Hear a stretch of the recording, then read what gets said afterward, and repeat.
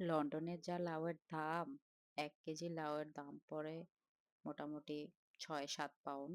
সে জায়গায় হচ্ছে লাউয়ের টাকা যদি ওসুল না হয় তাহলে কি হয়? একটা লাউকে ৩ ভাবে রান্না করা হইছে। সো এখন জাস্ট হচ্ছে লাউয়ের ছিলকা খাওয়ার পালা।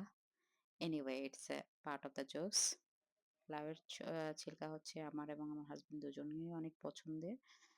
খুবই সিম্পল, কোনো কোনো ঝামেলা নেই।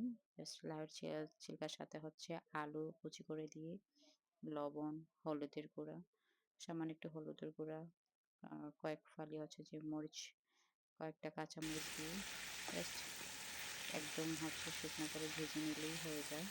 খুবই সিম্পল বাট ভাজিটা খুবই মজা হয়, খুবই মজা হয়।